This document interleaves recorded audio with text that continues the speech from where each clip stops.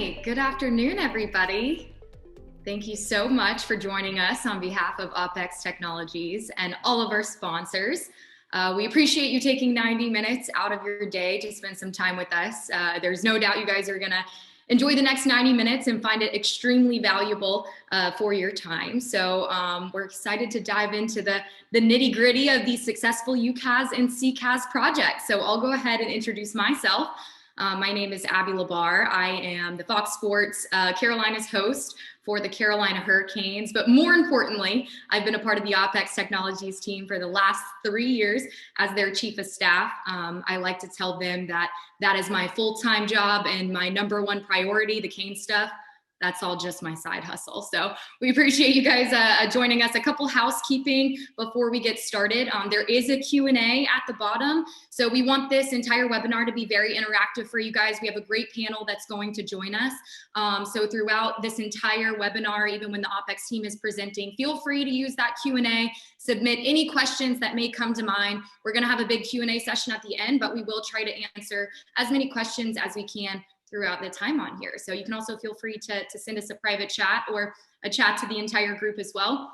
We are here to be utilized by you guys. So first of all, I want to recognize our sponsors because without them, today wouldn't have been possible. So we have RingCentral, 8x8, and CBTS. I'm going to do a quick presentation to kind of show you guys some background on those three sponsors because really, again, we can't thank them enough for their valued partnership and support. So let's see here. Alrighty.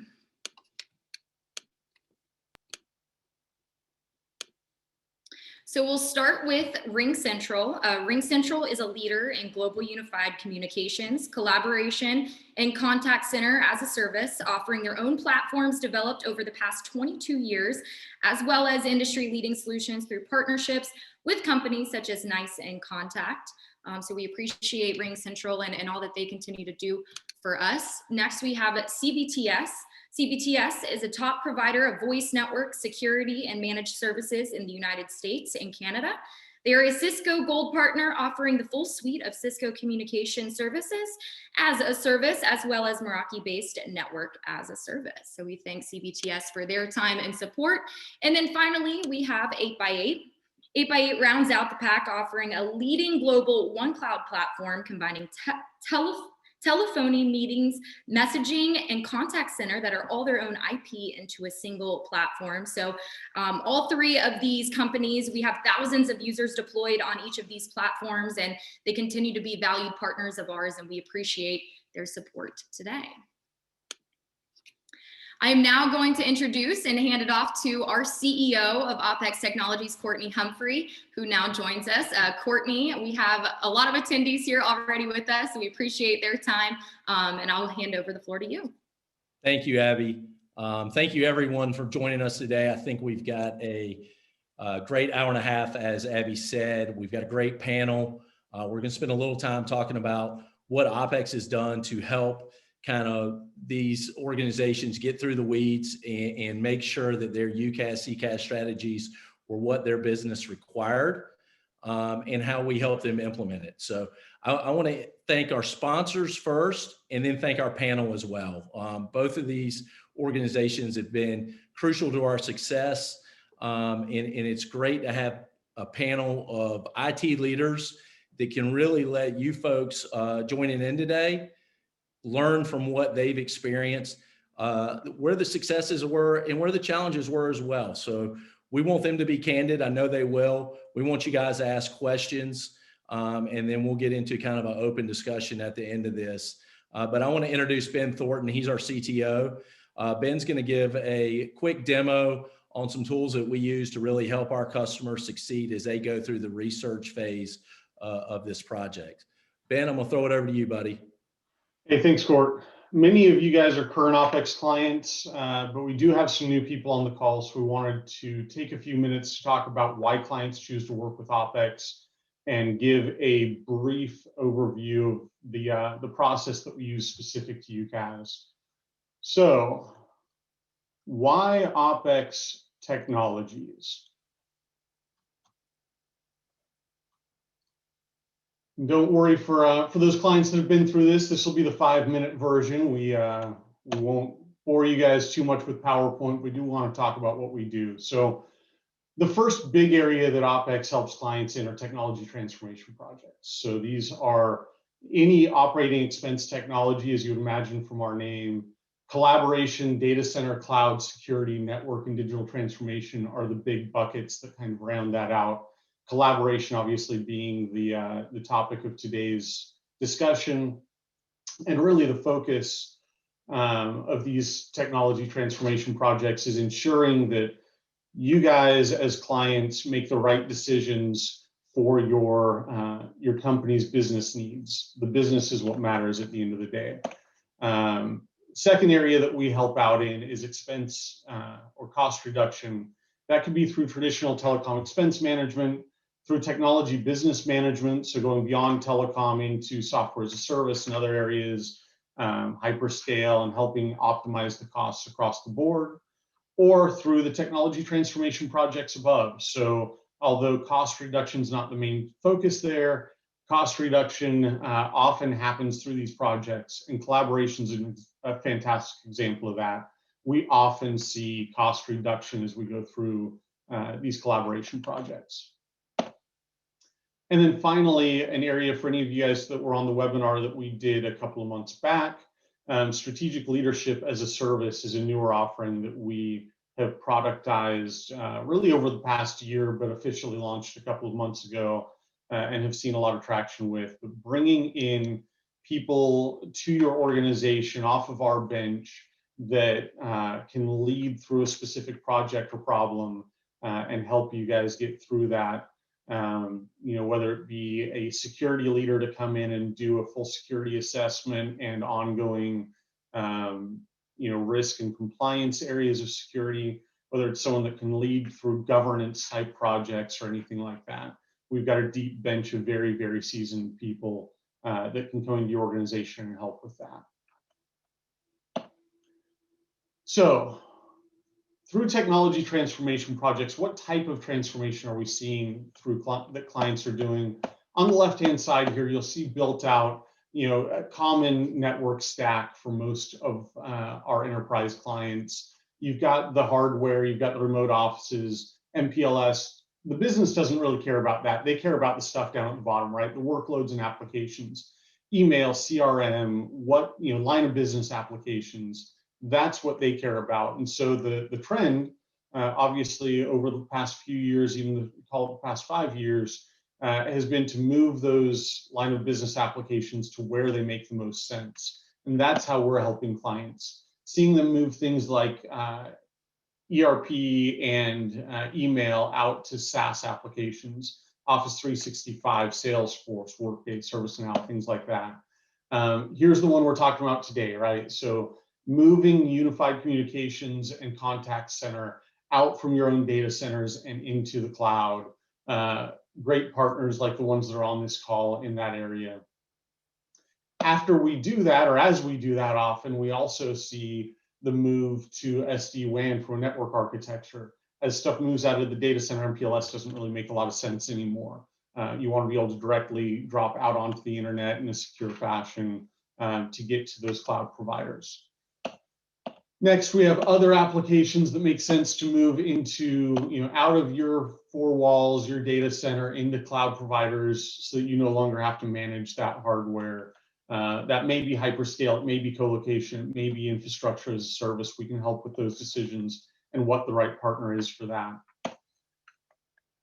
VDI through things like desktop as a service, backup and disaster recovery, and then building security around all of that because, hey, it's no longer sitting in 4 walls. It no longer has one point of ingress and egress that you can put a firewall on. It's now sitting out in 15, 20 clouds. They've all got your data. How do we secure that? We bring in someone that's a security as a service or SOC as a service vendor, someone like a TrustWave, ARM, or Alert Logic that knows how to do that. CVTS also has a fantastic practice around security. So helping with those things. And then even in the newer areas of work from anywhere, moving that SD-WAN into SASE products that build security into the network architecture. is the trend now in SD-WAN. So there's a lot going on there. How does Opex help with this? We sit in the middle. We help you understand all of those different providers, understand all of the different platforms, and make the right decisions on where you should put your data and where you should move those critical applications.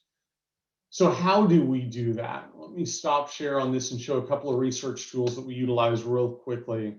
The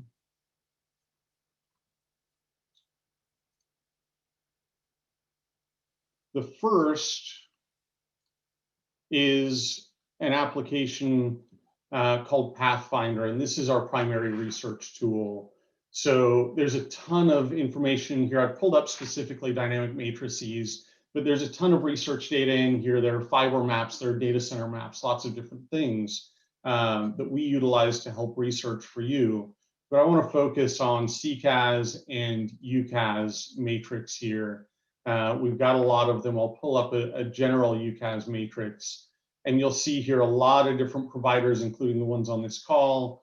We can run through and real quick, put in your specific requirements. Say you only care about North America, you need to integrate with Microsoft Teams, and you need HIPAA compliance because you're in healthcare. Let's generate a matrix and see how each of the providers in the landscape stack up here. You can see with those requirements, all three of the partners that we have on this call meet all of those requirements, but there's a lot of other data in here about what they can do and how they do it. We've got, again, these matrices across all sorts of different areas, but we don't stop there.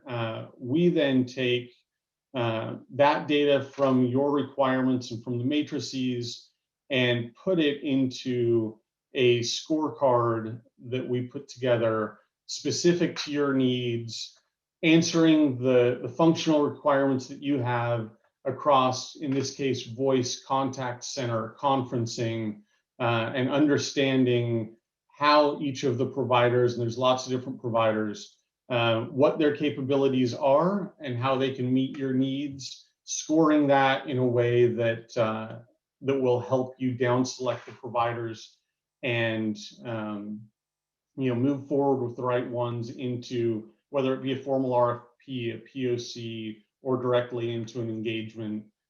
We can really help shorten that time span, get you the right data, de-risk that decision, and then we go through and help with the actual process of implementation and stuff.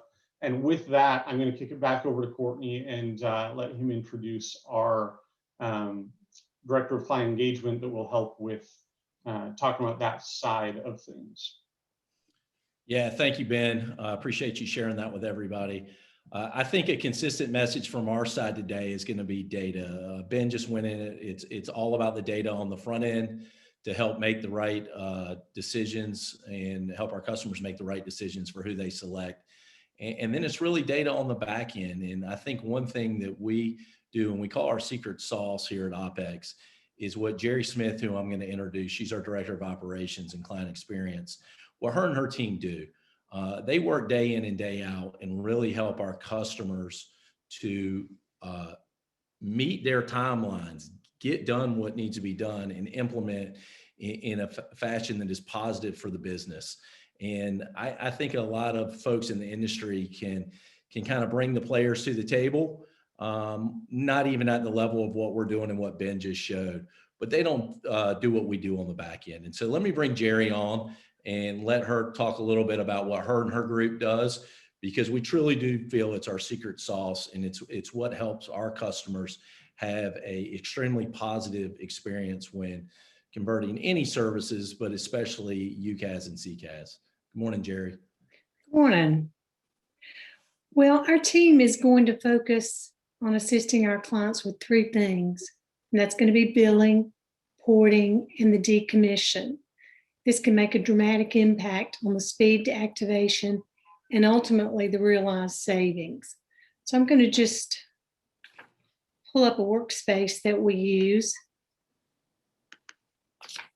When you become a UcaaS client and sign up, we build a workspace for you that looks similar to this, where we're going to collaborate on all of the documentation used to do what we do. And I'll go through our process.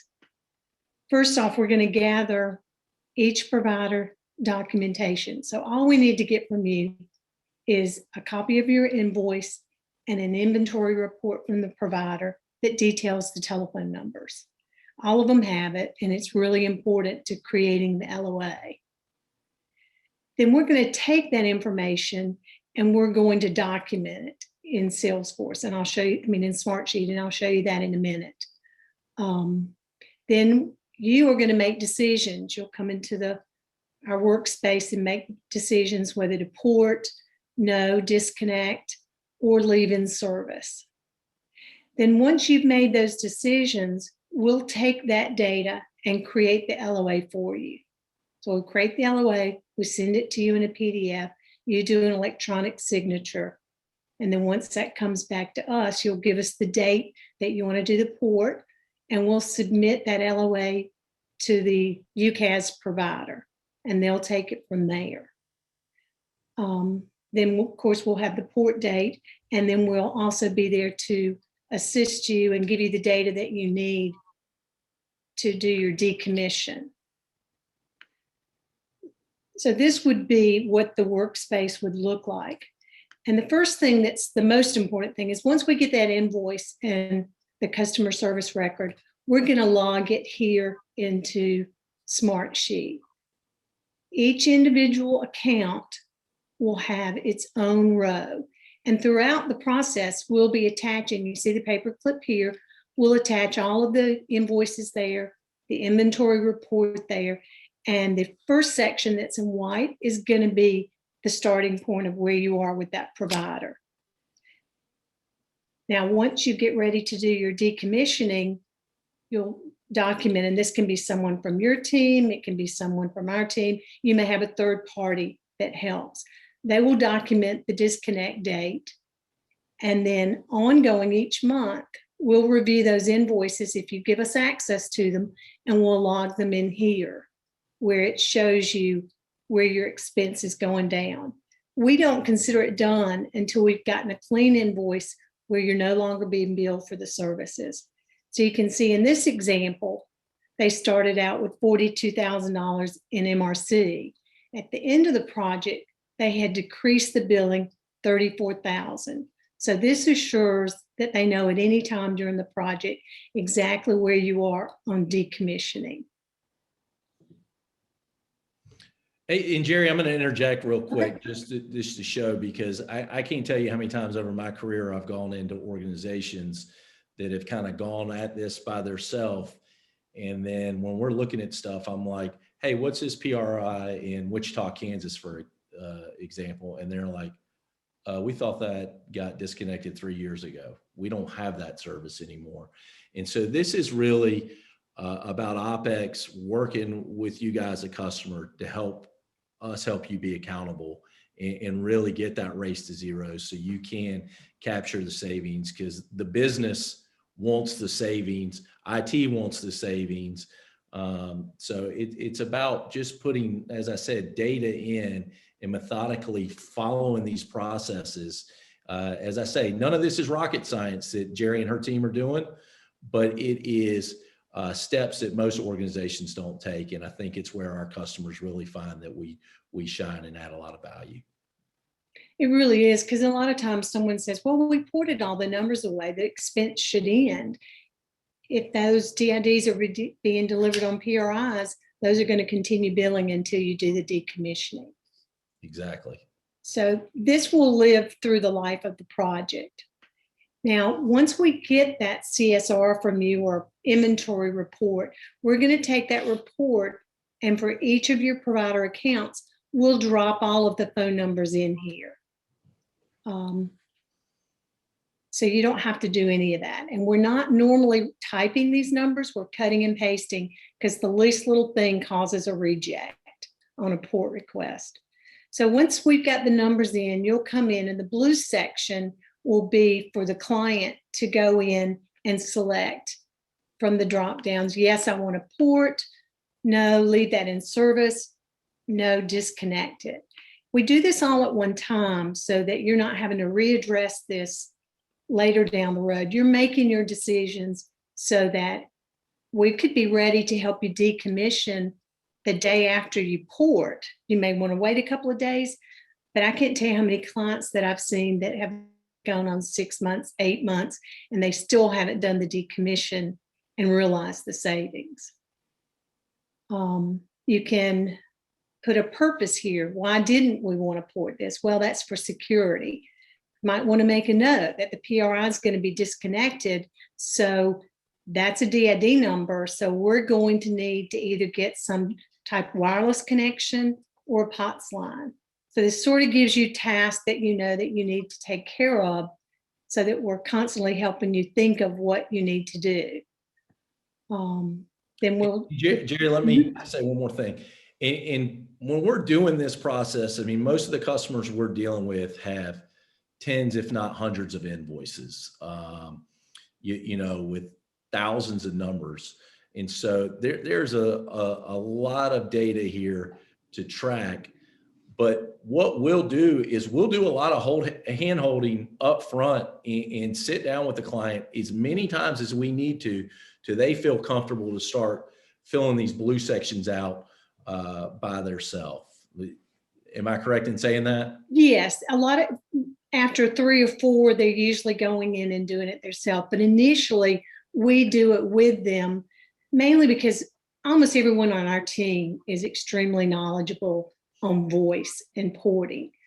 So we have experience that your team might not have. I mean, a lot of times they do. So if there's suggestions, we'll sort of walk it through it. If there's a question, and we'll get on the phone with them and try to confirm it with the provider to answer any question we've got, or they find a number they don't see on here. That means we need to start looking for another invoice, because it's not usually just one invoice per site. We see 2 to 4 invoices at sites. It just depends on how your services were added. Also, we encourage people that if they're important numbers, let's say it's a CEO, let's say it's the call center, it's an auto attendant, during the TTU, if you want to test that number, you just click on yes here, and then you give it a name so that when it comes time to do the test and turn up, you already have a list prepared. There may not be many numbers that you just want to make sure that you've checked those numbers and they're operational before the porting team releases that order. Yeah, because the last thing you want is the CEO's number not to be working, right, or CFO or some executive. So we'll highlight those to make sure that the key people within the organization are work to keep maybe keep some headaches off of our IT leader's desk. Yeah. So and when you go to do your decommission, you've already got your plan. You know what you're going to do.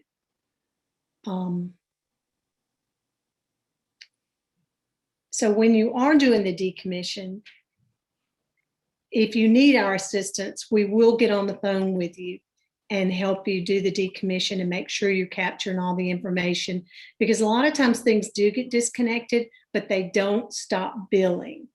So someone has to be looking at the invoices, and we're happy to help you in any way that we can. So that's it. Any questions? Well, I think we'll save the questions to the end, but it's definitely key, and it's about making a implementation successful. Your team, y'all are pros at it, and no matter how big or small the client, I mean, we do these for different sizes, and I mean, we've got panelists on here today that have engaged in the 700 to 20,000 users. So they'll talk to the experience of what Jerry and her team has done, but I think it's instrumental in a key to success when implementing a UcaaS CCaaS strategy. So thank you, Jerry, for sharing today. You're welcome. That was awesome stuff, Courtney, Jerry, and Ben. Yeah, just to reiterate what Courtney said, and I put it in the chat as well. You guys can feel free to submit any questions that you have about Ben's presentation, about Jerry's presentation, and then we'll bring them back in after our panel, and we can help answer any of those. So I think it is now time to do a raffle. if I am checking our time correctly. So no, Correct. all of you guys joined for this. So we will go ahead and do part of our raffle. Let me get this nifty little thing here. Okay, so we have a $250 Peter Millar gift card. I'm gonna do that one first.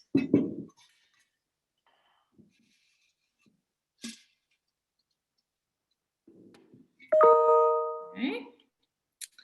And the winner of that is Gabor, I can never say your last name. Gabor S. won the Peter Millar $250 gift card. I'm not even gonna attempt to say it. But Gabor, I think you know who you are. So you've won the $250 gift card. And we will, actually, let's hang on and wait. We'll do the staycation raffle a little bit later on. So I wanna save that one. We have 2 more raffles that we'll do for the rest of the time here. So let's, Courtney, ready to go ahead and bring in our panelists? Absolutely. And I see in the chat a thank you from Gabber. So glad to have you on today, Gabber. And look forward to seeing you in some fresh new attire from Peter Millar. So love it. Well, let's bring our panelists on. We've got, like I said, we've got a great panel today. Excited to have these 4 individuals share their experience, why they made this move to a cloud strategy, where they had success, where they had challenges, and just hear from them in hopes that it makes our attendees out there really maybe pick up some silver bullets that when they're going through this process, that it will help them be successful. So first, I'm going to introduce Jim Zamanek with Medicago. Jim's been a long-term client of ours through a couple different organizations, but while at Medicago, he's had about, was it 750 users that they moved to Ring Central for UcaaS and I believe CCaaS. So let's introduce you, Jim, and maybe have you tell a minute about yourself and your role at Medicago, and maybe just a high level of what made you choose to make a migration from your on-prem solution to a cloud-based. Sure. Yeah. Courtney, it's great to be here. I am Jim Zamanek. I'm head of IT at Medicago. Medicago is a pre-commercial vaccines company.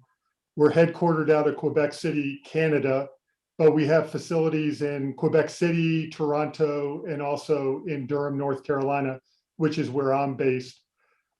We hope to, towards the end of the year, have our first 2 products approved, one of those being a COVID vaccine. We hope to launch that in Canada around the September timeframe, and then hopefully soon followed in the US and in Europe. And then we also have a seasonal flu product that we're working on that also will follow the same path of initially getting approved in Canada, soon after in the US and Europe. So Medicago is a very unique company. We have very neat technology. It's all plant-based, which is very different than other vaccines companies. So you may want to hit our website and take a look at what Medicago is all about. Also, we have worked with Opex now, or I have, at probably 3 different companies, and they've offered a lot of value to us. In my current situation here at Medicago, I have a lean team. We don't have a lot of the deep expertise, and we've been able to leverage Medicago or Opex's resourcing and all the data. You saw the matrix.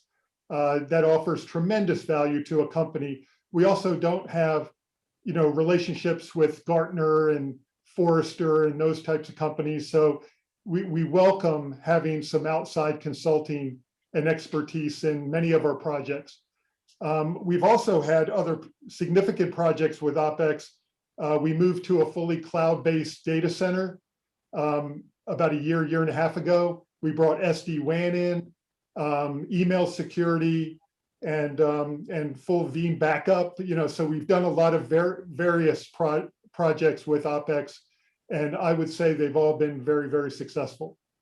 So just to touch on UcaaS, we had several drivers that we had to deal with, and being a pre-commercial company, historically we didn't have a lot of IT investment, and we were running on 2 different phone systems, one in Canada, one in the US.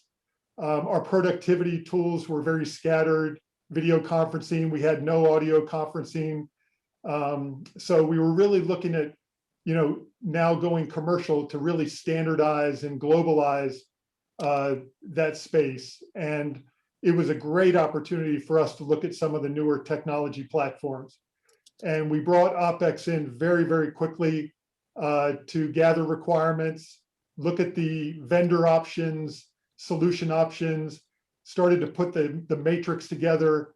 And I think we really ended up in a good spot for our company. And we'll talk more about that later on in the webinar. But it's good to be here. And Glad to have you. yeah, thank you. And thank you for the overview and the kind words about our team. Greatly appreciate it. Also like to bring on Art McCann. Art is the CIO of Highwoods Properties. He has recently deployed a CBTS voice solution, migrating from a on-prem Cisco solution to a cloud-based with CBTS for about 750 users. So Art, welcome this morning. Glad to have you. Thanks, Courtney. Thanks, Abby. Thanks for having Jim. Great introduction to yourself. I hope I'm not exactly coming up with a vaccine, but who I work for, I'm the CIO for Highwoods Properties, so I handle all the technology across all of our properties. And just talking a little bit about our portfolio of assets. So we have office buildings, all over the Southeast and up to Pittsburgh. We went up to Pittsburgh in 2011. So it's Pittsburgh, Richmond, Raleigh, Nashville, Atlanta, Tampa, and Orlando. So it's 175 buildings, about 25 million square feet. So just to give you an idea, when we weren't in COVID, that's about 150,000 people coming into our buildings every day. And we've been open throughout COVID. Certainly, it's been an interesting time for everybody, and hope everybody is safe. But, we've been working with Opex for approximately 4 years now. We've done a data center selection, which went very well. We did UcaaS and CCaaS selection and implementation with CBTS. It's been a home run for us. We're not in that business. We're in real estate. We know technology because we work with it every day. But we work very, very closely with the Opex team to help us get through all the solutions and all the providers that are out there and come up with the right solution that work for us. So that's my introduction. Well, we're glad to have you, and thank you. Next up, Vinny Voci from Teleflex. Vinny has deployed 8x8 around the globe for about 6,500 users, and I'd love to hear his intro real quick. Vinny, are you there? Yep, I'm here. Hey, buddy. So, hey, I'm Vinny Voci, as Court said. So I work for Teleflex. We are a medical device manufacturer with over 12,000 employees globally. So we make a lot of critical care, medical technologies, and surgical devices. This past year has been interesting for us, trying to take on projects like 8x8 rollout and keeping manufacturing going during the pandemic, while shifting a lot of our productivity workers to working remote. So that's been an interesting path this past year. So we've been partnered with Opex for, I don't know how many years now, 6-7 years or so, but also had relationships with Rich, Court, and Auburn with some different companies prior to that. So currently, like Court said, they've been helping us with our 8x8 deployment, which is still currently in progress. Also, as well as telecom expense management and helping us find connectivity throughout the globe. Great. Thank you for joining us today. And last, Mason Sanders with Red Hat. Mason has done the biggest deployment on the call, so I'm sure he'll have some interesting perspective. But Mason, it's great to have you. I think you guys rolled out about 18,000 seats across the globe, and then also did a pretty large call center, both with Ring Central. So Mason, welcome. Thanks, Courtney. Yeah, I'm Mason Sanders. I work with Red Hat, Senior Director of IT Experience. Red Hat is the world leader in open source software. So hopefully You guys have heard the name. We're headquartered right here in Raleigh, North Carolina. And as Courtney said, got about 20,000 employees across the globe, spanning just over 40 countries. And obviously we needed to provide voice services to all of those folks. So we've been working with Opex for a little over 3 years now, and we've done the UcaaS transformation as well as some work on our mail routing. So it's been a good experience. Been great to leverage the Opex team for their experience and work together to further modernize our infrastructure. Good. Well, it's great to have everybody. I know Abby's got some great questions for you guys. I'm gonna sit in the background and let her take over. So take it from here, Abby. Awesome. Thank you so much, Courtney. Thank you guys, the panelists, for being here with us today. Let's start the conversation going back to Mason, since you just ended and you guys had the biggest deployment. I want to backtrack a little bit to the research phase. What was the process like working with Opex and finding the right provider and the best fit for Red Hat? Thanks, Abby. It was interesting, we decided we wanted to go a different direction with voice. The real driver for us was some issues we were having with our contact center. But in thinking about it, and I was somewhat new to the space at the time, observing, the issues that we were having, the more I thought about it, I really was looking for a provider that wasn't the traditional sort of telephony, right? I think that voice and call center to some extent has become an application at this point. And I was looking for a provider that sort of recognized that and was more cloud-based, was more API-based, was all of the things that our customers look to us for in our software, right? I wanted to see from this vendor. And, I was still pretty new to the space. I'd inherited a team of folks, some of whom that have been at Red Hat 10 and 12 years doing very traditional voice deployments. Over those years, I think we moved from Avaya to Cisco to an in-house open source provider. But, all the while it had been pretty traditional, and we ran, I used to tease them that we ran a telco because we had direct relationships with, I think, 3 different SIP trunking providers, right? And I just didn't want to be in that business anymore. But I needed somebody that could help me tell that story to a group of folks that have been doing it one way for quite some time. And I don't have a background in the space. My background's in infrastructure. So working with the Opex team, having Ben and Jerry and others come in and talk about it and lead us through a vendor selection and really just help this team that I had see that there was a new way to do things was really great. Awesome. Jim, why don't you kind of elaborate on your experience when it came to the research phase as well, and how you and Opex were able to find the right fit? Yeah. So I mentioned a bit earlier that we were running on very old traditional technology, and we knew we had to address it. And then seeing this big commercial path that the company's going on, we knew our existing approach just wasn't going to work. It just wasn't going to work. So there was a lot of internal discussions, had to do a lot of explaining and selling and getting alignment with the executive committee on the need to actually do this, to take on this project. Like I said, pre-commercial, you're watching every dollar that you're spending. So once we got the directional approval to go forward, we engaged Opex very early. So my entire infrastructure team is 4 people, and they're working very hard just to keep the lights on and keep everything moving. So having that extra support and resource right from the beginning. We follow a very rigid RFI process. We wanted to do a thorough assessment. We're very cloud friendly as a company. We do a lot in the cloud. So UcaaS just naturally, it was something we wanted to learn a lot more about and fully investigate before we make a decision. So Ben, Auburn, a few of the Opex folks came in, Mary Graham came in and brought their approach, their tools, the matrix. I have to say that matrix was tremendous.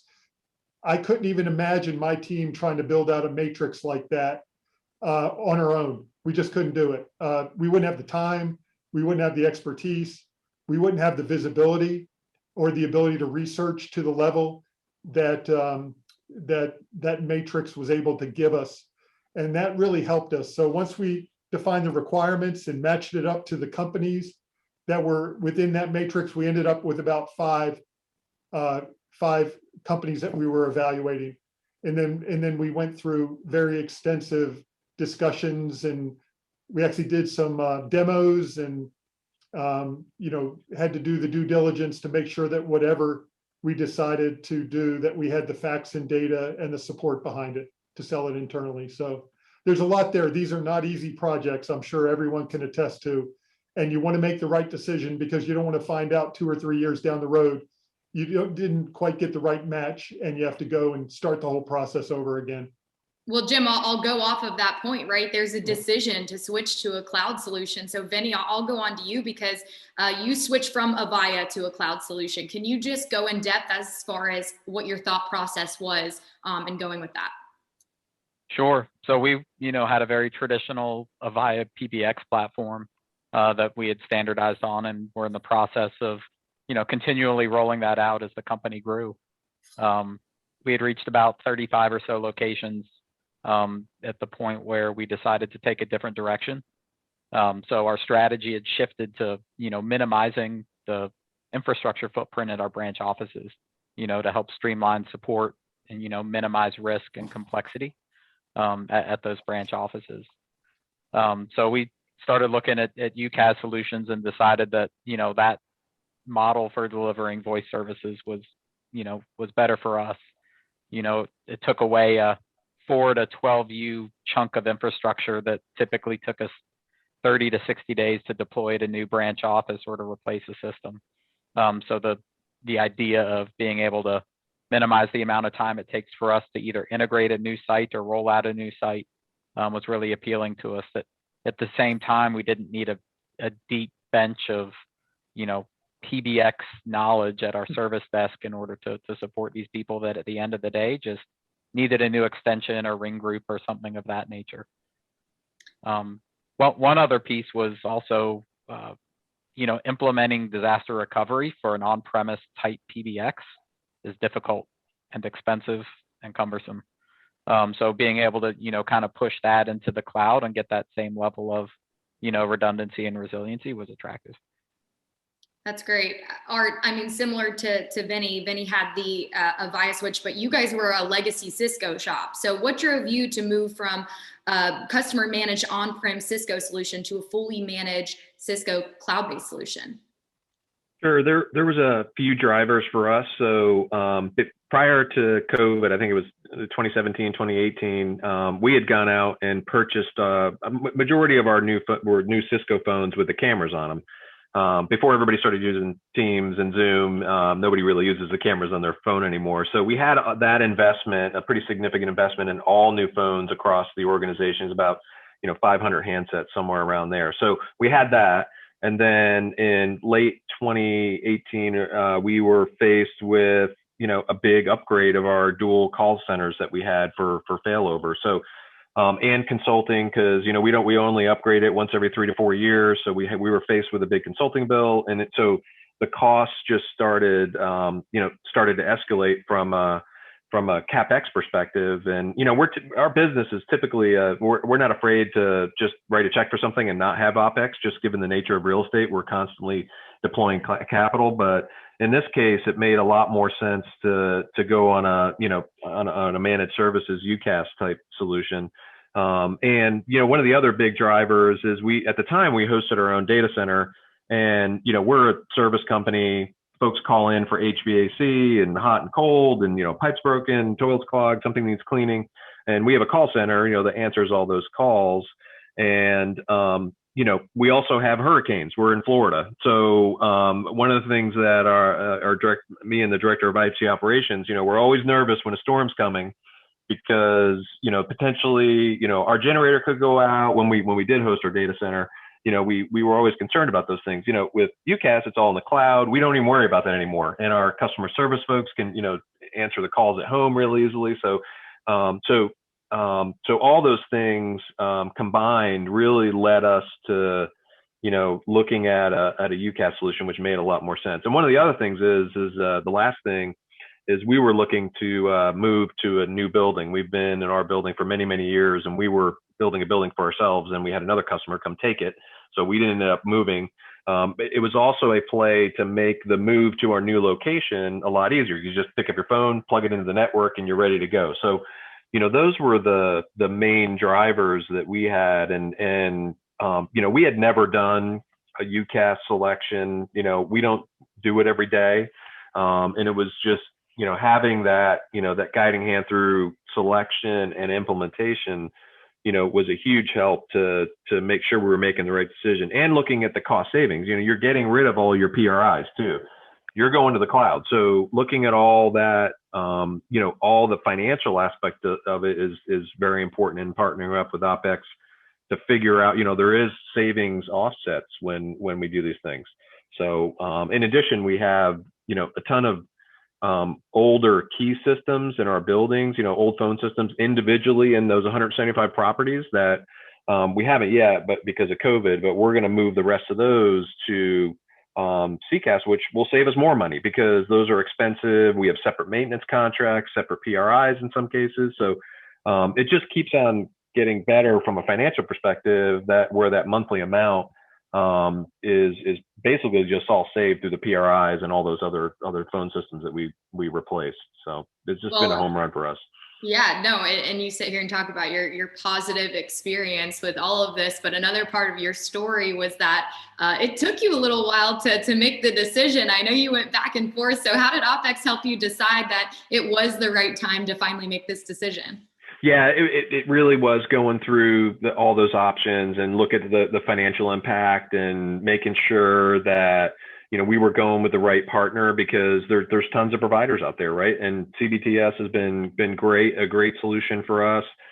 It never goes down. There's storms, it's all those things and helping, consult us through that process that made us feel more comfortable doing it. Because we weren't sure we wanted to do it to begin with. We were like, let's just spend the money on the upgrades and put it in a co-location data center. We checked that box, but in the end, you got to upgrade it every 3 years. Your maintenance is going up every year, and having a solution like that in place just makes it a lot easier from a management perspective. And one other thing, the time that our staff gets back, we would spend a month or so upgrading.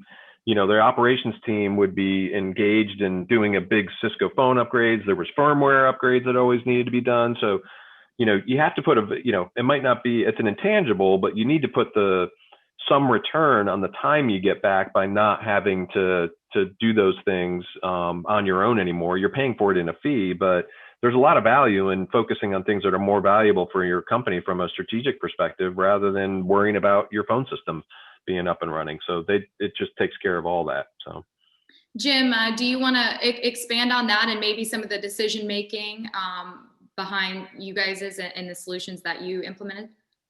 So one thing I'd like to mention, and I think it's always been part of the relationship I've had with Opex, is that they're very neutral.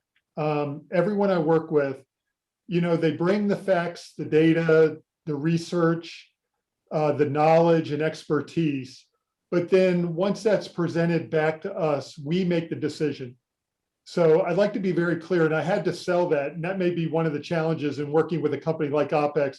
It's hard to describe to upper management what role they play, and they don't collect fees from their clients. So unless you're doing some side SOW work or something like that. But really, it was all value add kind of stuff that they were giving us that helped us get to, at that point, the best solution. And like Art said, there's a lot of options out there. It's almost, today you can go so many different ways that you second guess yourself a lot. There's always these various things that you have to make decisions around, and one company may be a little stronger than another company.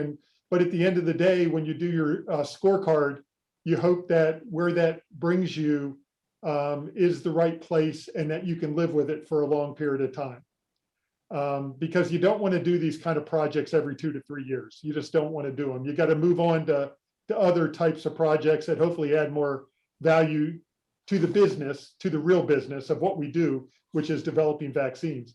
So, so it was a great experience. I think now that we're on our Ring Central UcaaS solution, people, they're still going through a learning curve, but going from hard phones to soft phones, going from Skype, which every meeting we had 5 to 10 minutes of people trying to get connected, losing their connection, software glitches.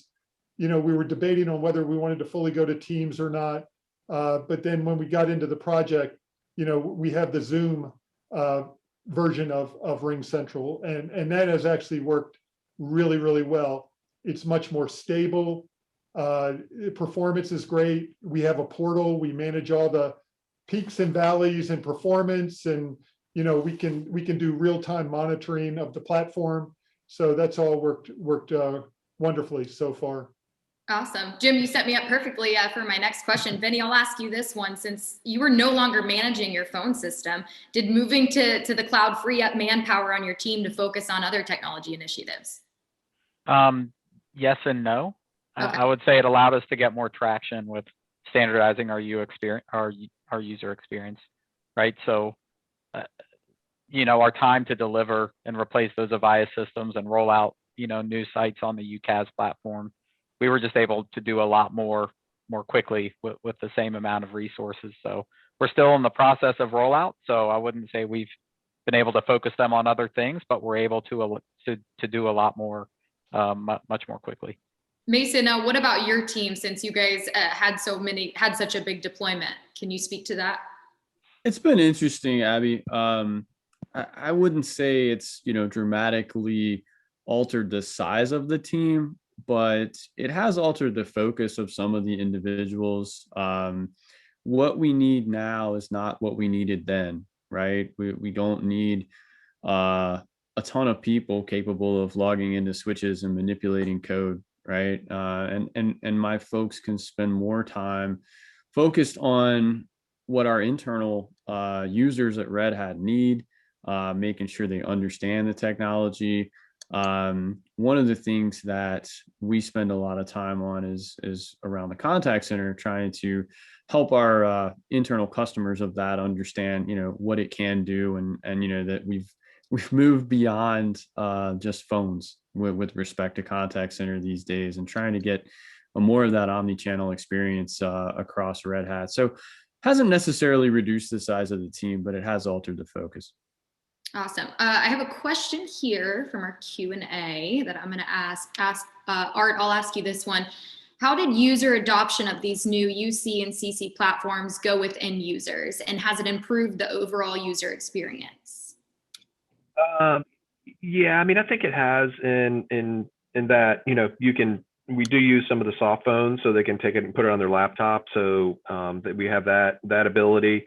To be honest with you, the user experience has largely been the same. The menus changed on the phone a little bit, which was, they were in different places. So there was some training that we had to do up front, but, largely we kept the same phone on the desk. It was a seamless, their phone rebooted a couple times and then they were on UcaaS. So it was pretty easy for us to make that transfer from a user perspective. There's ton of work that was done on the IT side, but it was pretty seamless for us from a user perspective.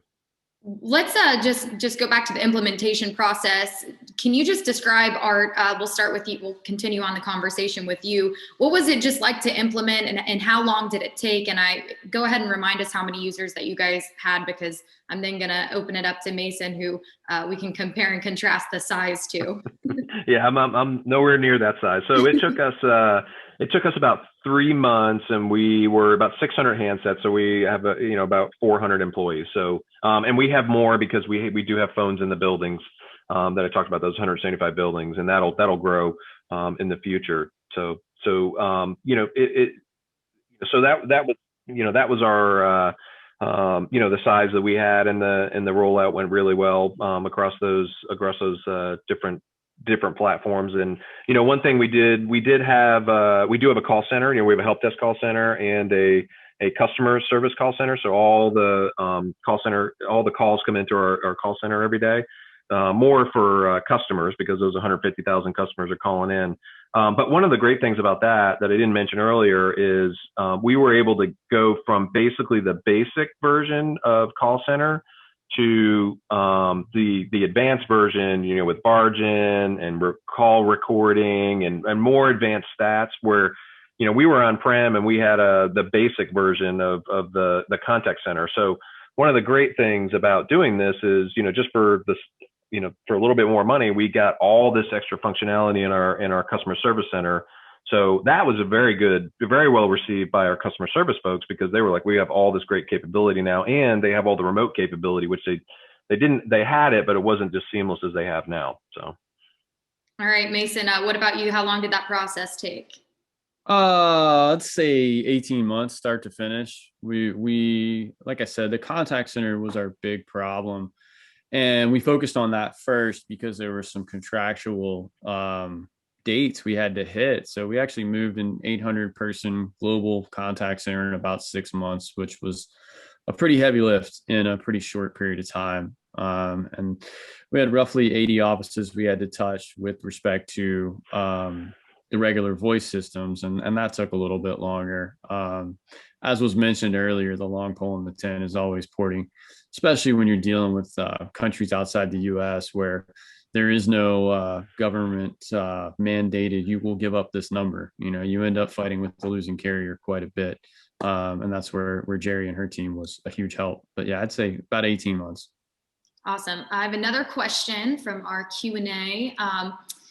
Let's go with Vinny. I'll give you this one. Can you speak to the savings realized after moving to UcaaS and or CCaaS? Sure. And I think the answer might vary, depending on the environment. For us, kind of where we were in the cycle, a lot of our depreciation on these systems had already rolled off.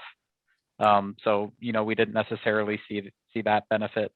But you aren't deploying a lot of the heavy gear for this uplift, right? It's just that monthly operational spend. So it's just going to kind of depend on where you are with how you manage your environment today, and the type of platform that you're on. I will say we didn't ask for any additional money than what we were already paying for some managed services, maintenance contracts, and PRIs. We were able to take all of those types of things and, in many cases that the sites stay flat, if not, show a reduction in cost. But it's largely going to depend on your environment and how you manage your current phone systems. Jim, do you want to answer that one as well on your perspective? Sure, on cost. I did want to comment just real quickly on implementation, because I think it might be of interest. Yeah. We actually broke our implementation up into phases. So we actually did all the video conferencing, audio conferencing, instant messaging, team collaboration. We did that first in a phase last, I guess it was around October. And then because we had so much history and just unknowns on our phone side, we had to unravel so much historical stuff, numbers, we didn't even know where they went, who owned them, what they were doing. All of our call trees needed to be redone. So we didn't want to slow up the entire platform rolling out because of all the phone challenges internally. So we did break it up in phases, and it worked wonderfully, because actually we got them off Skype, we put them on Ring Central Zoom. They loved it. They had audio conferencing. They used the collaboration while we were trying to phase in the phones, which we did back in January. So just something to think about if folks are looking at how to implement. In terms of cost, I couldn't build a business case that it was going to save money. I just couldn't do it, because historically the platform was poorly managed. We didn't have the right resourcing around it. There were just a lot of elements, and we had to just make the decision that the benefit and value of bringing this in even though it's a subscription based, and it's a much cleaner model than a traditional model to manage and pay for. And the executives were, I think, very understanding, and they knew that we had to take this step, and they fully supported it. So, and honestly, I didn't have all the data even available to work that whole business case. But it ended up, being the right decision, and certainly something that was being broadly supported, and we moved forward. Awesome. Thanks, Jim. I appreciate you sharing that part about your implementation process. Another question from Ray. This one in parentheses says, question particularly for larger multi-site locations that may have been leveraging a broad range of legacy providers. So Mason, I'll give this question to you. Beyond just the reduction or altered focus of the technology teams, how has your UcaaS journey resulted in simplified invoicing, budgeting, chargebacks to business units, or other, or other efficiencies on the administrative side of providing telephony services? Yeah, no, I mean, that was a huge driver for us, right? As I'm sure anyone that is operating as far flung as we are, it's not even really about how many employees. It's you have 10 people in this country, and you have 25 over here, and you have 5,000 over there. Each one of those, with respect to voice in a traditional sense, you've got infrastructure coming to that building. You've got a local bill you've got to pay. And the way Red Hat is structured with all the different entities, that cost never always flowed back to one singular place. So, prior to this implementation, I couldn't tell you what my total voice cost was. And now I can. I mean, I don't want to simplify it too much, but it's a handful of bills as opposed to, thousands, right? And as far as long distance and sort of the variability that's there when you're dealing with those countries, all that stuff goes away, right?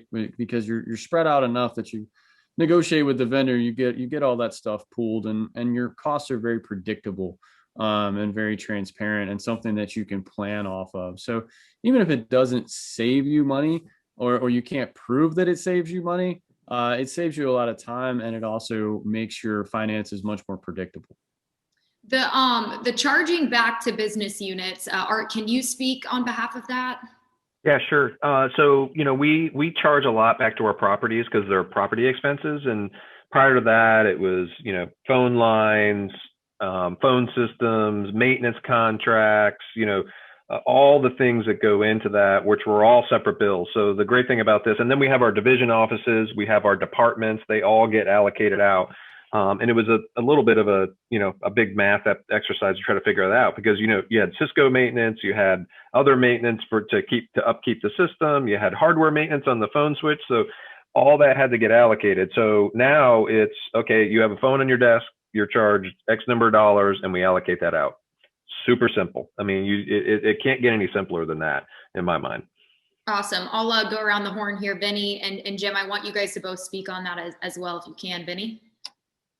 Yeah, and I think I'll probably just reinforce a lot of what Mason said, especially as you're reaching out to a lot of different countries, having a handle on, how it's going to be billed, what local bills are coming in today, right? And, just having an understanding of how that's either going to be charged back, is it going to be centrally billed, which cost centers are involved. I would say making sure you start to get a handle on that as a part of your inventory process ahead of time is really helpful, as opposed to you roll out some sites, all of a sudden these bills start coming in and nobody knows where they're supposed to be charged. So it does greatly simplify that, in that, you do end up having, it's not perfect billing, right? But at the end of the day, it does simplify it, in that you're dealing, with, that single provider, few bills versus, PRI bill, a maintenance bill, a hardware maintenance bill, a consulting bill. It just greatly simplifies that model overall. Awesome. Jim, is there anything different that you would like to add? No, well, one of the most difficult parts of the project was to go back and find contracts, and we did find bills that people weren't quite sure what they were for. We found numbers that were being purchased that we weren't using. And I mean, it was just so much cleanup that had to occur. And it was a great part of the project because I feel a whole lot better about where we are now. And history is kind of history, but it was a lot of cleanup. And now it's all subscription based. So this is considered an IT service. So we don't do chargebacks at Medicago, maybe one day. But today it's all part of my budget and cover that internally. Awesome. Another question, Jim, I'll keep going with you here from Brandon. He says, was the switch a big change for the users in any way, or were you able to keep existing endpoints and dial plans for the users? I think there was enough pain that we were experiencing at the beginning, especially with our video conferencing and just our collaboration and all that kind of stuff. The users were ready. I mean, for that piece of it. I was probably a bit more concerned with the hard phone to soft phone change, but I'll tell you, that's been a real blessing because of the pandemic and people working from home and remote users. And we went all laptops. It would have been a year and a half ago. I mean, that was wonderful. We had folks kind of set up to be more remote, and upgrading our productivity tools, upgrading our telephony, all that stuff kind of hit at a good time for us. And I had actually checked before this webinar to see, from our help desk folks, how many calls we were getting in for Ring Central. And it's very, very low, very low. They also offered a lot of training. Pre-canned, we were very out of the box. So we leveraged a lot of training that was pre-developed by Ring Central and put it out on our intranet. And it's really been a good transition for our end users. So, you just didn't quite know how people would handle the change, but and change management is very important to understand in a project like this, but I think it went better than we expected. Awesome. What about for you, Mason? Was the switch a big change for the users in any way, or were you able to keep the existing endpoints and dial plans? Yeah, we had moved to all Polycom endpoints 6 or 7 years ago when we moved away from Cisco. So we were able to reuse the large majority of those phones. Some of them were just too old, but for everyone else, I mean, it was kind of what Art described, right? When we were in the office, you leave on Friday, you come in on Monday, your phone's still there, it still works, same number, pick it up, make a call, rings, answer it, right? But then there's that whole other side of what we were able to offer that we couldn't offer before with the soft phone and the carrying your number with you around the globe, which obviously quickly came in handy last year. When everybody was forced out of the office. But yeah, it was good. And our users we're pretty SaaS based. We're a big Google shop, so the integrations were very good there. Can't speak to Teams, but for the Google side, it was good, and people are used to that, right? So that made it easy as well. Awesome. I want to shift gears and kind of ask all of you guys, what were some of the challenges or maybe the roadblocks that you all faced in this process? And I want us to have an honest conversation about this because I know our attendees would love to hear some of these. So Art, let's start with you. I think everybody's going to have the same answer, but it's porting. That was on my list. So, I mean, and it's even in the word US based, and I can't imagine doing it internationally when you don't have anybody that will give up a phone line. I mean, I didn't even think about that, but that's always the thing that's the thing that takes the longest amount of time because you're coming from one carrier to another and, they don't like it. They're not eagerly waiting for your call to move lines off their service, right? You're disconnecting service. So they are not motivated to help you out, and it doesn't work very well, even though it is regulated in the US. So that's the bigger one. And the other thing is just, they're pretty sizable projects. And if they go wrong, and your folks can't get phone calls, you better be organized and have somebody help you organize like Opex because they're projects. And it's just like, everybody expects it to work. Like Mason said, you come in the next day, the phone's good, you send an email, it's going to be down for the weekend, and it's back up and running. If that doesn't happen, then things get pretty serious. So you better have the right plan and the right partner on the infrastructure side, like we use CBTS, and also Opex to help through those things. All right, Benny, your turn. Yeah, porting, especially outside US, because it's not regulated like it is here. And I would say don't be scared to port during the week, because in that case, we had a situation where we ported, on a Friday, and that didn't see the issue manifest itself until later, and then we couldn't get support from the vendor until Monday. So porting is definitely one. Just plan. We found some workarounds with it by using the old phone system to forward numbers for a period of time and then port later. So there's ways you can work around managing that risk. Go ahead, Benny. Yeah, the other thing I'd already mentioned was the billing. Make sure you have your billing roadmap kind of planned out for which sites are going to bill where, if you're not just one consolidated bill. That was, another thing we had to work through.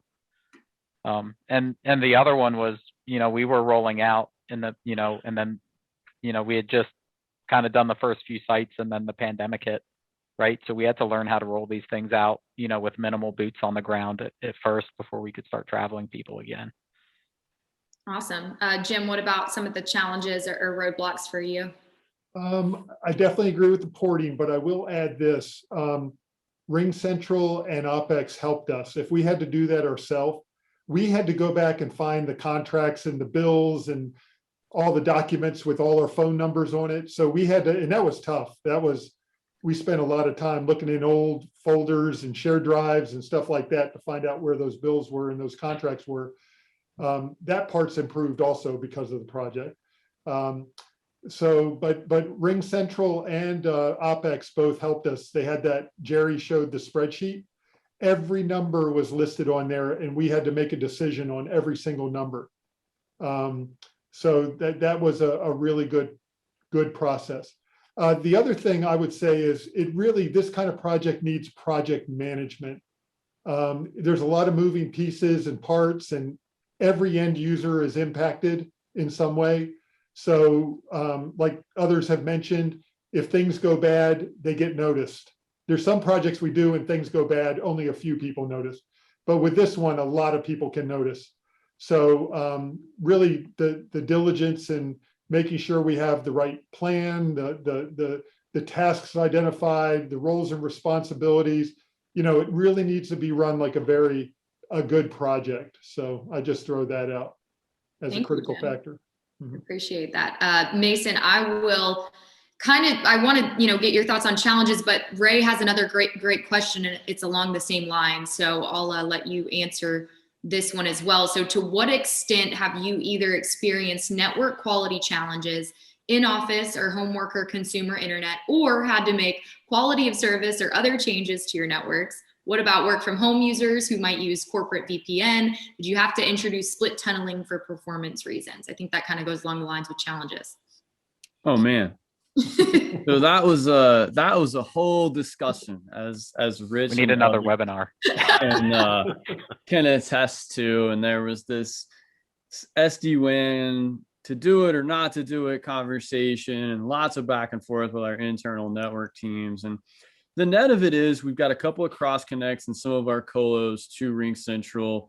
But by and large, I guess 100% of our traffic right now, because everybody's at home, is flowing over the public internet, and it works. I mean, that was one of the big, pleasant surprises in all of this, for all that debate and all the research and back and forth and hand wringing.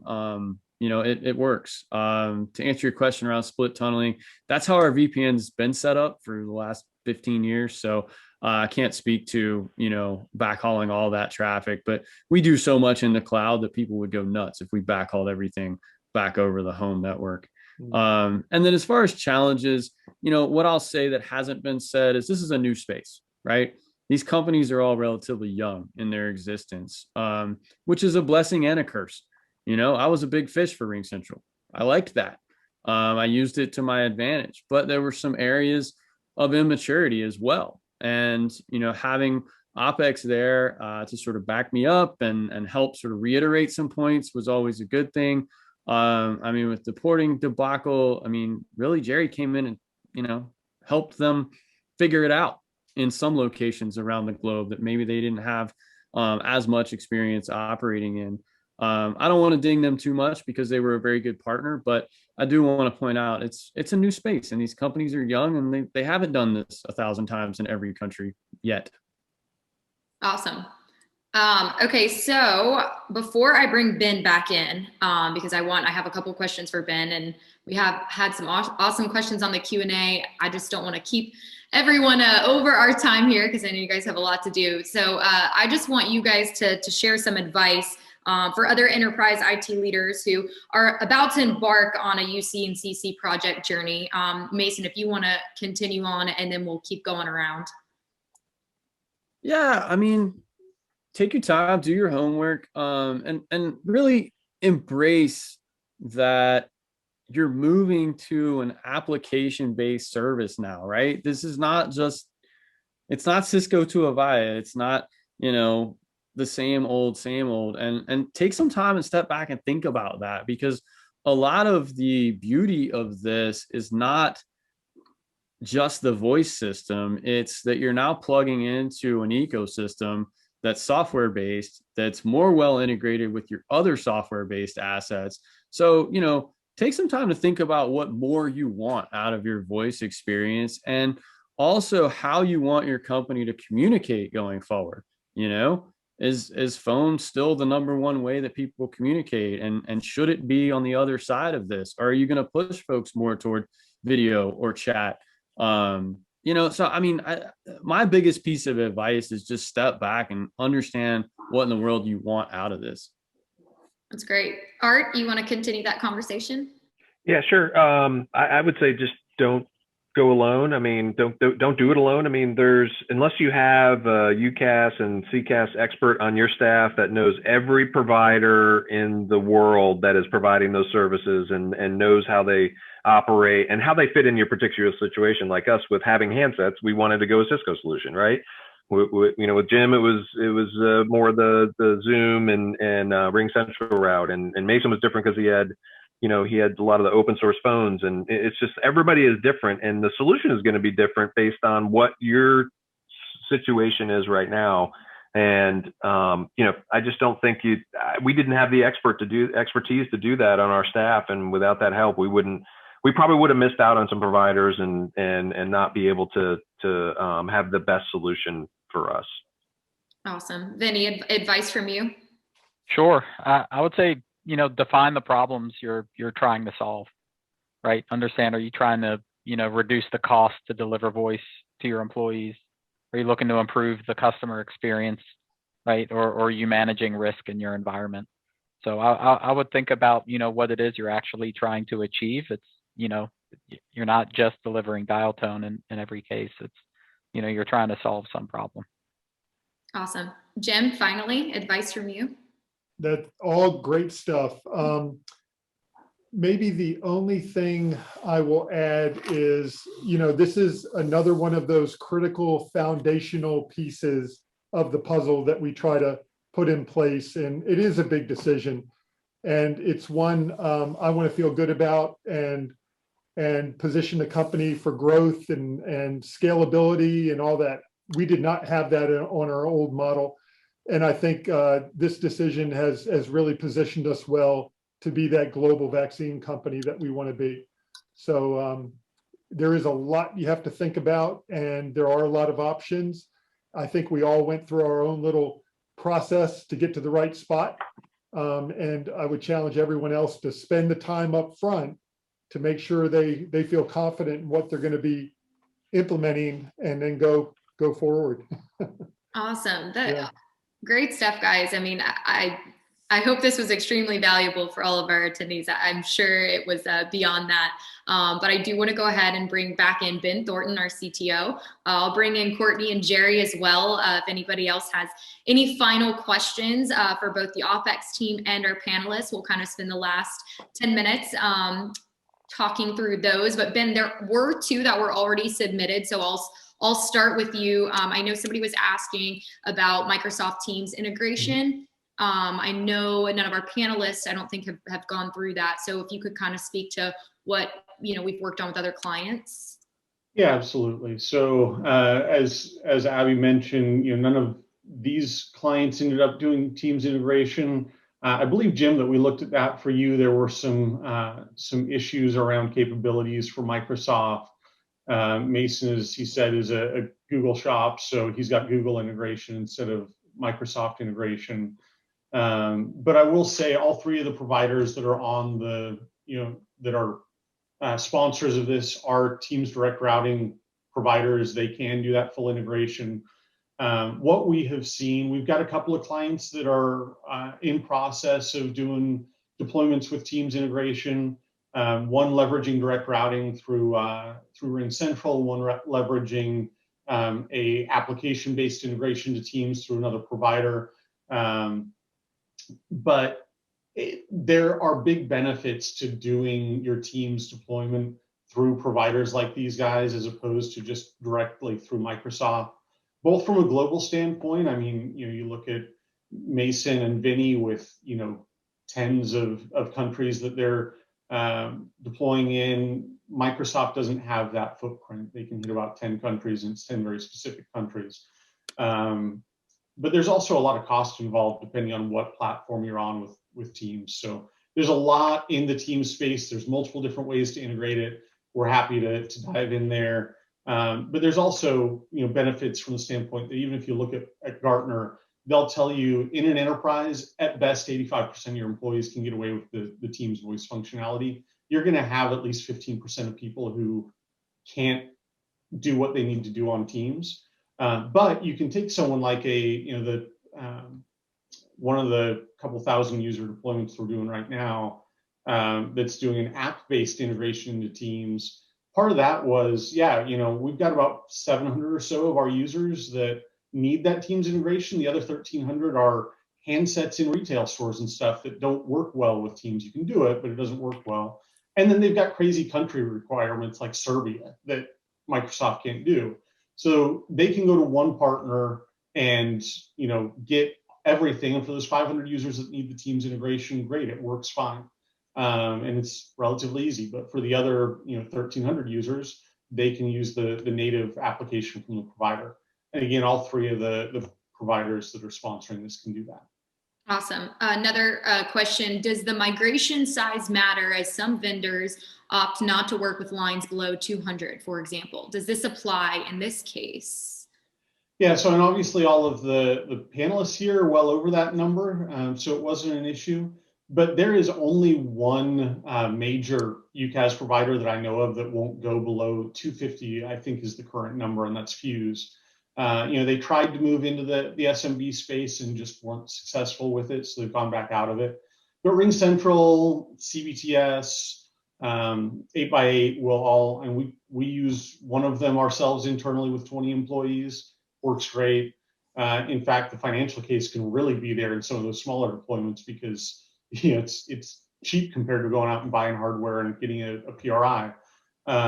So whether you're 200 users or 20,000 users, it makes sense. We also, we've got one person on our team at Opex that really focuses more on that SMB client, and they've got access to myself and our other engineers and all of our IP. So if you're at 200 users and you want to find the right solution, we'll leverage the exact same database and IP and everything that we leverage for Red Hat and for all the other guys up here, and help you make the right decision there. It won't be Fuse. That's about the only thing that limitation. All of the guys on this will take a 20 user or 1 user client.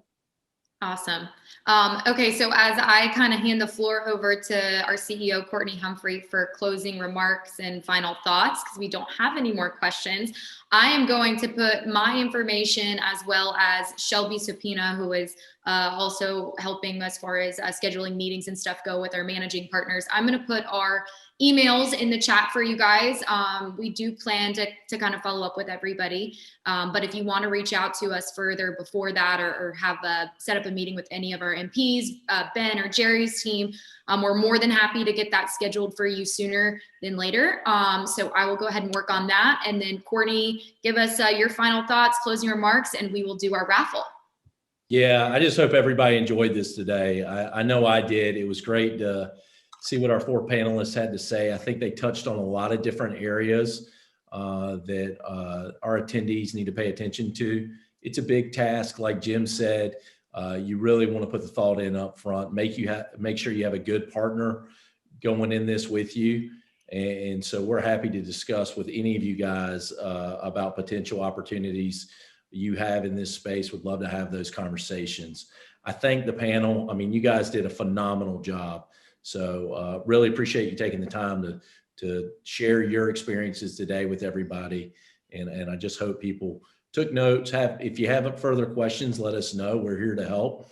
And really want to thank our sponsors. I mean, without them, this wouldn't be possible. They help our business day in, day out, help our clients day in, day out. So many thanks to 8x8, Ring Central, and the CBTS teams for being partners of Opex and really helping us achieve our clients' business requirements and help them be successful. So I will hand it back over to you, let you do the fun stuff, get some drawing. We've got a staycation to draw for and a couple fishing trips with Kane Livesay from Wicked Tuna. So let's see who can win these.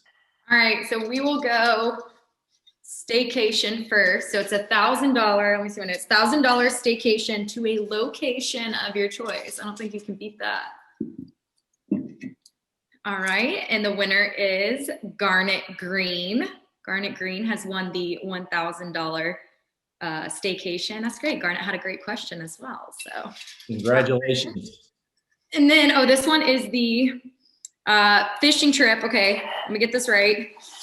Fishing excursion, exclusive offshore fishing trip on the East Coast with Wicked Tuna's Kane Livesay. I don't think it gets better than that either. So we are actually going to pick 3 people for this one. So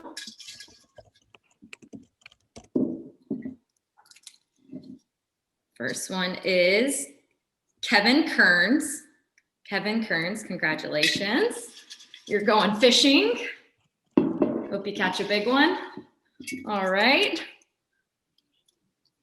Steve Marino. Steve is going to go fishing with Kane as well. All right, and our final one of the day. God, I haven't done this since my in-game hosting days. And Josh Martin. Josh Martin is our 3rd fisherman.